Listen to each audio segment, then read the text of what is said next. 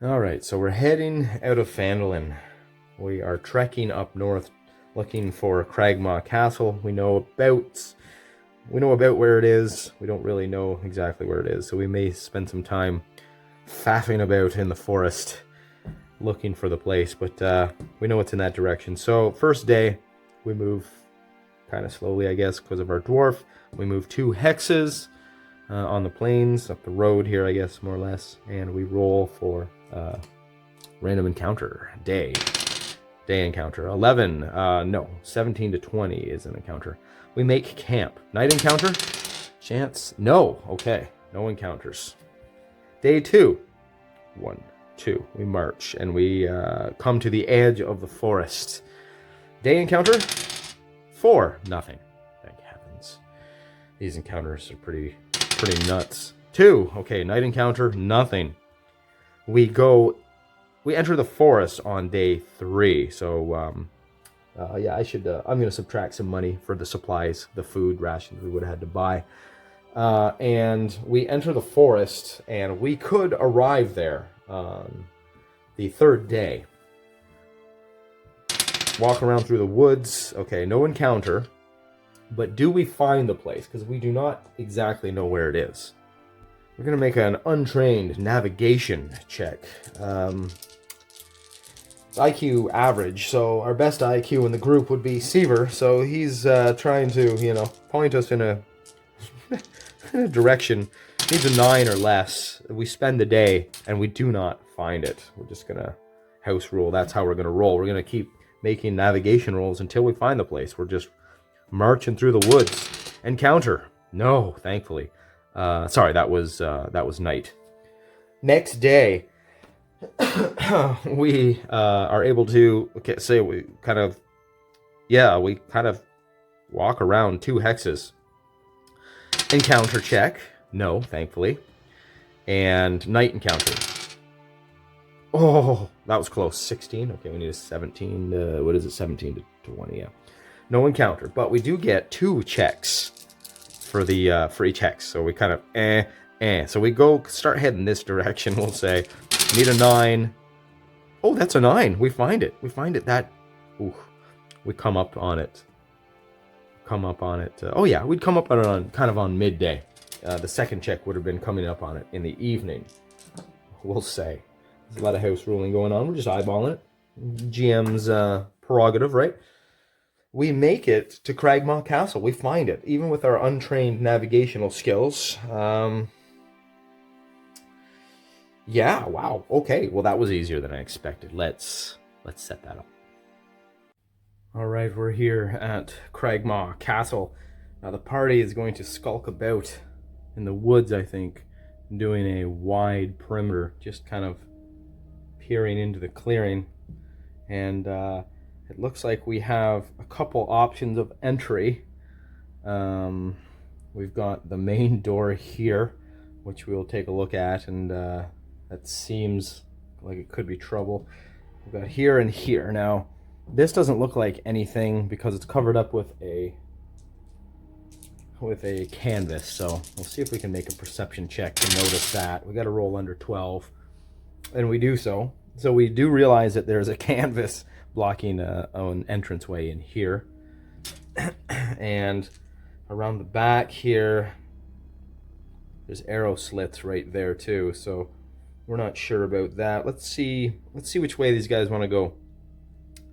1 to 3 here, 4 to 6 they try this entrance.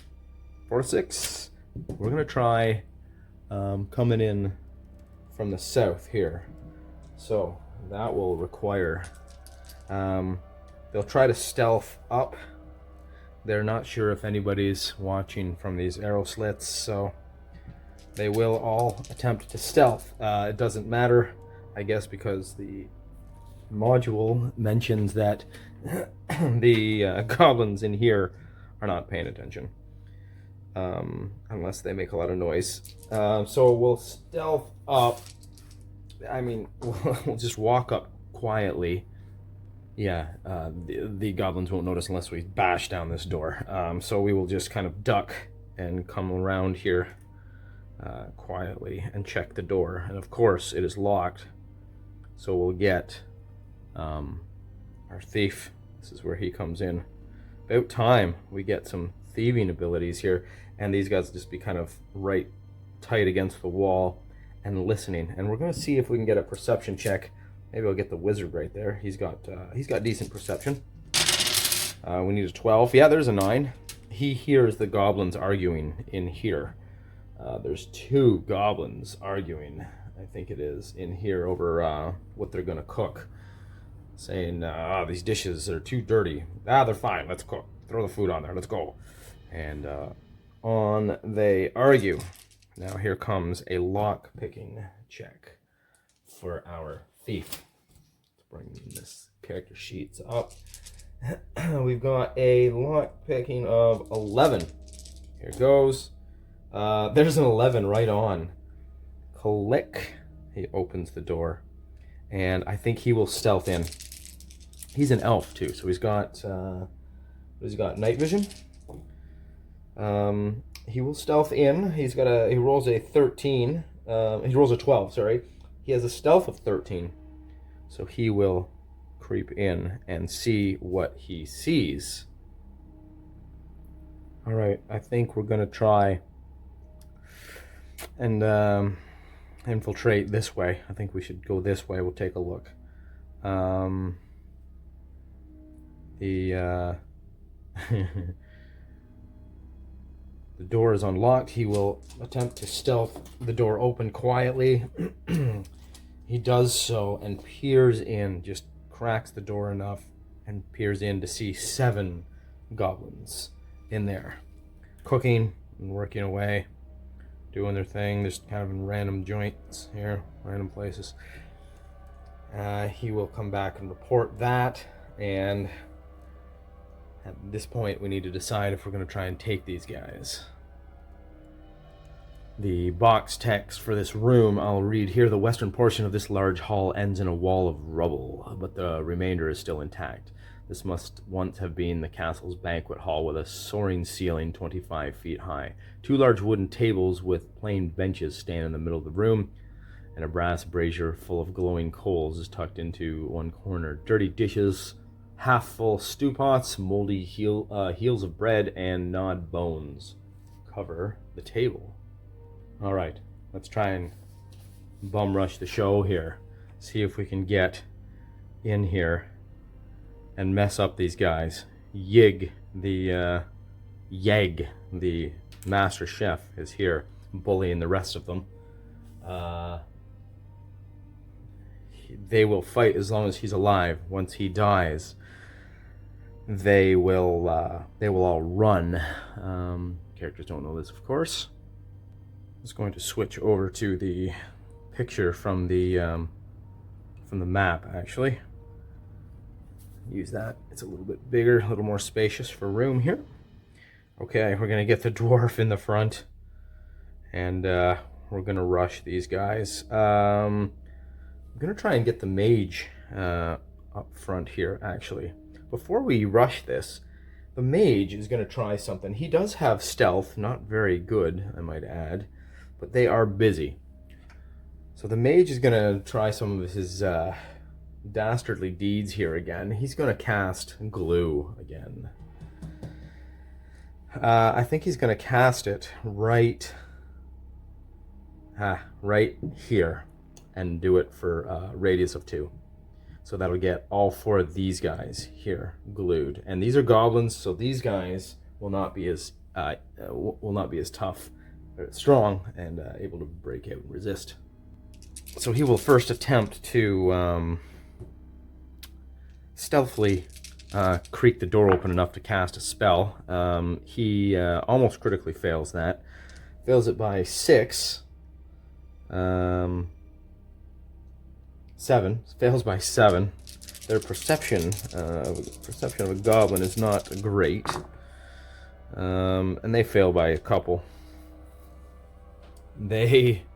One of them notices. This guy goes, eh? And at that moment, all he needs is a second to cast his spell. So let's hope it works. We needed a 10. We do so. 1, 2, 3. Yeah, he steps in and casts it to get that range so he can make that. And this guy is totally surprised to see a mage in his kitchen. He turns with surprise and shouts, "Intruder!" and draws his short sword on his belt. This is the fat, disgusting head chef, Yeg. And so he's casted. Everybody draws their sword in alarm. And that's all that happens. Hopefully, this is enough time for him to get back out of there.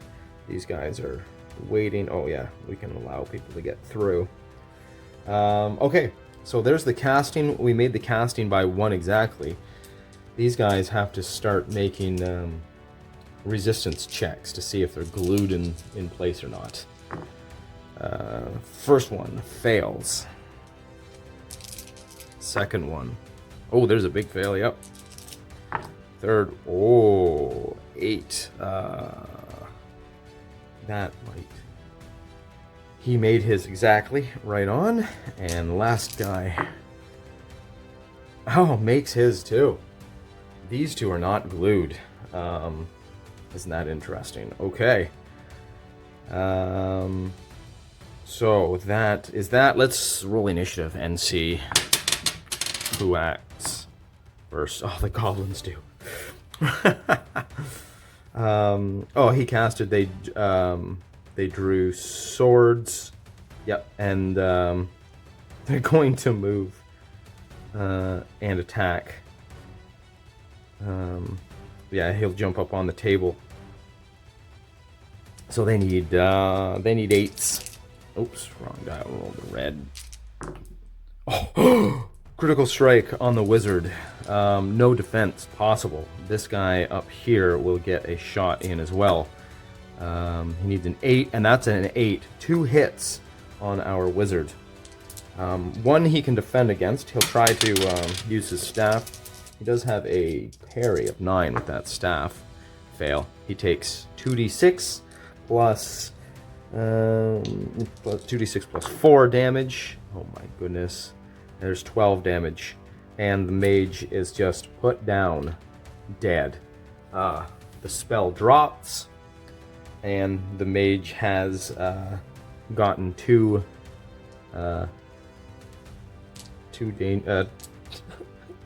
pushed his luck way too much. Okay, at this point, these guys bust in. He'll run in 1, 2, 1, 2, and right up to there too. So they're all moving and attacking. Flint runs in, takes on big boy here, the head chef. That's a hit. Oh, no, it's not. No, he needed an 8. Cedric comes in with a mace. He needs an 8. Miss. These guys already attacked. Yeg, the head chef, takes a swipe and connects. Shield protection failure from Flint. He takes damage. 1d6 plus 2. 8 damage! Oh boy, this is not going our way at all. Okay. The 8, he takes 3. Thanks to his armor protection. So he's down to 18. Wow. Okay. These guys will join the attack. They don't run until... Oh, no, these two are stuck. No. The spell... Does the spell fizzle? No. I guess it stays until end of duration. Oh, he'll run up here. Okay, let's see who goes first. Yeah, they do. He runs up and move attack on Flint. He's going to need an 8, so he misses. Yeg, the big guy. He's a big fat coward. He's going to step back and allow his minions to take care of things. This guy will attack Flint. That is a hit. Flint will shield block. He needed a 12. He does so. 12, 13, 12. Meanwhile, this guy attacks Cedric. He just needs a 12. He does so. Cedric will, looking for an 11, tries to block and fails. Here comes 1d6 damage plus 2, 4 damage. Okay, off the armor of Cedric. I'm going to see if Seaver can make a health check to stay alive. Because if he can, we will afford him a round or two. We can get him some healing and save his life. He has been dropped heinously without mercy. So he needs a health roll of 11. He rolls a 9. So he is still alive, but he is bleeding out bad. This turn, Cedric will crouch, kneel down, and heal. How much are we going to heal for? How about... we need to make an IQ roll first. Let's try that. 14. We fail. We can't do it this turn. It's going to take him a couple seconds. He puts his shield up and just kind of kneels down, kind of protecting him and the mage. And Flint makes a swing at this guy, we'll say. We haven't hit anybody yet. That goblin will try to defend and fails. Here comes the axe for our goblin friend. That's going to be a 9. That will down him easily. Dead goblin. And then these guys are stuck still for the duration. I think we'll do another initiative roll here. Next roll. Oh, you good guys go first. What do we want to do? Do we want to get another combatant in? No, probably not. He's fine standing there. We'll let Flint mop things up. He's pretty effective against goblins. Oh boy, until he does a critical failure. Let's roll on the critical failure table. We've got a 12. Weapon turns in your hand and you must use a ready maneuver to recover it. Okay, so he takes a swing, just about drops it, has to re-grip it next turn. Can't do anything next turn for attacking, that is. Cedric will attempt another heal check. We roll at a -2, it looks like, with if subject is unconscious. So he's got an IQ of 12. He needed to roll a 10. He rolled an 11. Just barely failed. Okay. This is not going well here. The goblins attack. A good thing we've got decent defenses, and we've got these couple hung up. This goblin attacks Flint. That is barely a hit. Flint will shield block that. Ooh, does he ever? Bad guy here attacks Cedric. That is a hit.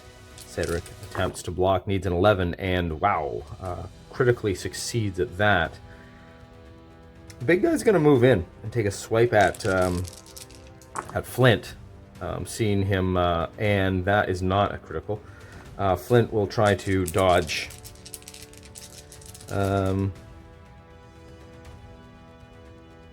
He's going to parry.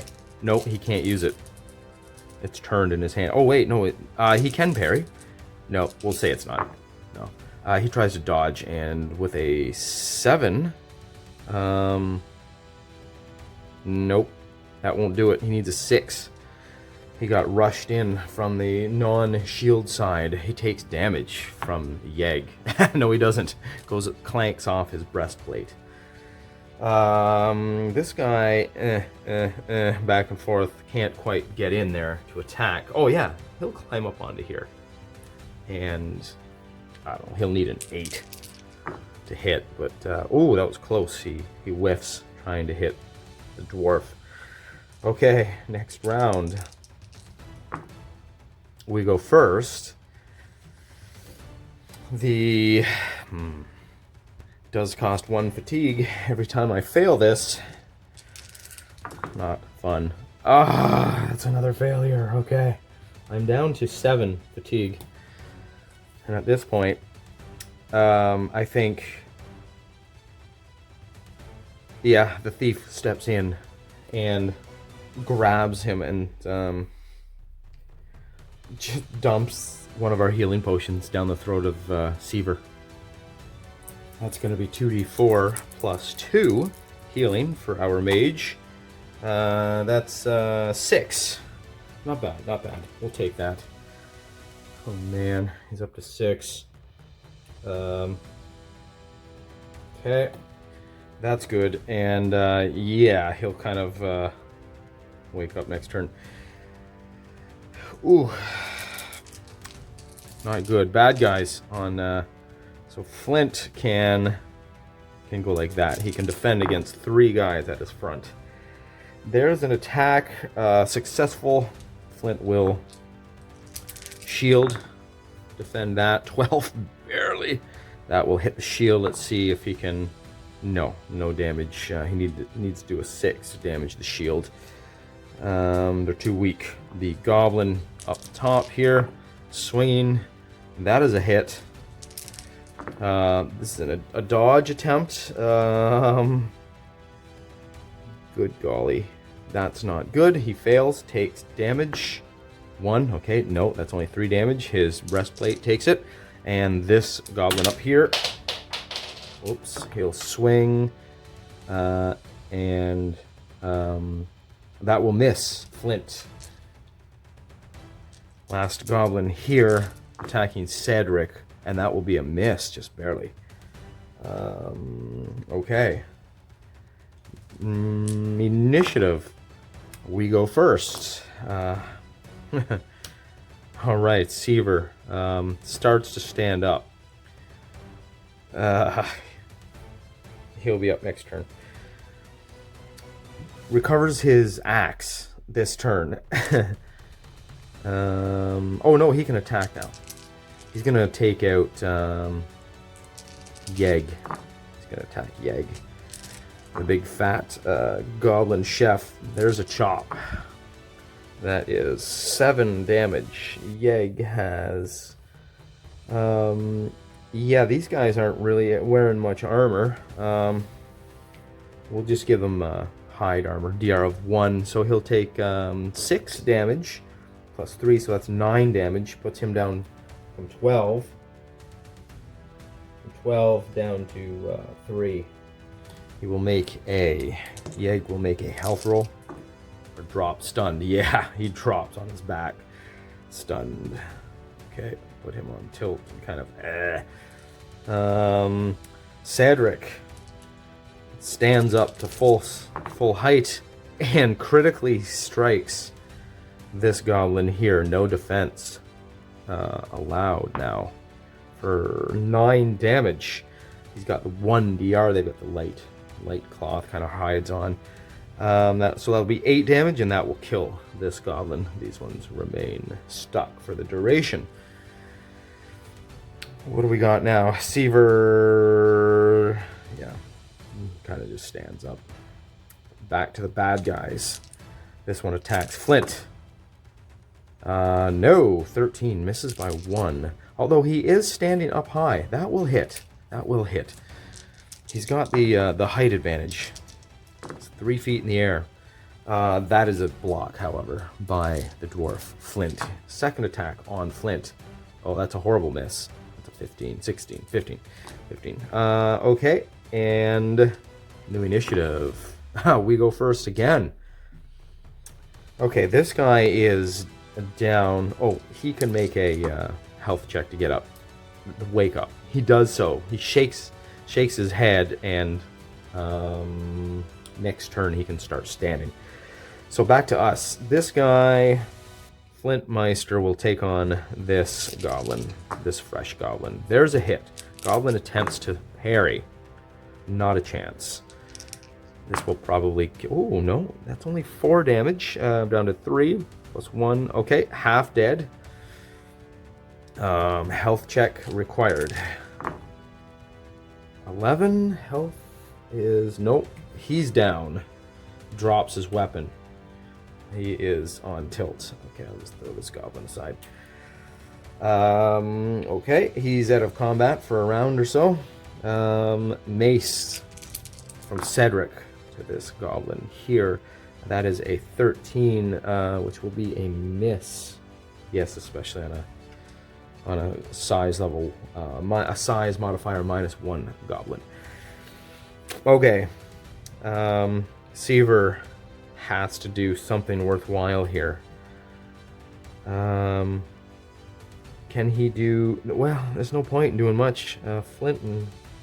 Yeah, they pretty much got this taken care of. He just kind of squeezes and gets out of the way. The bad guys go. He grabs his weapon and gets back up to a crouch, to a kneeling position. He's got 3 hit points left. This guy is down. He'll make a health check to recover. No, he's still kind of reeling, laying on his back. This guy will attack Flint. Not with that attack, he won't. What a cruddy round for the goblins. Not looking good for them now. And we go first again. Flint, these guys are going to be a second to get back up. He'll attack the fresh goblin. He needs a 13, and that's a hit. Goblin will attempt to parry. He needs a 9. That's a 9. Yeah, parries a 9. Nope, fails. Here comes 2d6 damage axe swing for -1 from DR. 6 plus wounding modifier puts that up to 9. Chops him in half. Not quite, but gashes him open. Cedric. Cedric will move and attack up to here and take a swing. A wild swing. He needs an 8, and he does it. There's a 7. This guy... Oh, he needs a 7. Can I target? Oh, no. Yeah. He steps up here and brings down the mace on this guy. He can try to roll out of the way. He's not unconscious. He's just stunned and reeling. He has a -4 to defenses and not a chance. So here comes the mace to try and finish him off, and that will do it. Splat. Brains on the table, all over their supper. Back to the goblins. This guy stands up now with his sword ready and can attack. Yeah, he's going to try to attack, and that is a critical strike. Who is he going to attack is the question here. 1 to 3, 4 to 6. He goes for Cedric. Get off my table, he says, and smacks, well, stabs Cedric for 1d6 plus 2. Cedric cannot defend on a critical hit. That's 6 damage. 1 gets through and brings Cedric down to 7 hit points. Okay, back to initiative. Our friends are still glued down over here. Uh-oh, the bad guys go first this time. Yeg takes another swing at that wretched... maybe he'll go for the dwarf in front of him. Oh, it doesn't matter. He's not hitting anybody with that roll. The dwarf attacking Yeg here with a whiff. Cedric. It's his chance for retribution. He'll try and strike the fat, oily, greasy goblin chef. With a 9, that's a hit. Chef will attempt to parry. He needs a 9. He fails. Here comes some damage. He's only got 3 hit points left. Yeah, and there's 9 damage. Splat! That mace is just wrecking skulls. Well, he's hitting torso, actually. I'm not calling skulls, so... He's busting a lot of ribs up in this joint. And with that, I think we should take a look to see if anybody is alerted in the next room. These guys have been yelling the whole time. Yes, I think we're going to have some visitors. These guys are yelling down the corridor there. I don't think... So there's goblins here as well. They're not going to leave their post, but there are 3 here in their bunks, and they will come running. Let's grab these guys here and recycle. Lovely. Here comes 3 goblins, and I just remembered that we've got this kind of... it's still glued. So they will come up in. First one, let's say it's 50-50 chance that they go along the edge here. 3 or under, they get caught. Well, the first guy runs past. Second guy runs past. Oh, darn it. Oh, they all run past. Okay, and by the time they get here, we are able to get into a bit of a formation. Put the cleric up on the table since he's already there. And these guys will just step back. These guys are still stuck. They rush in. We will hold our...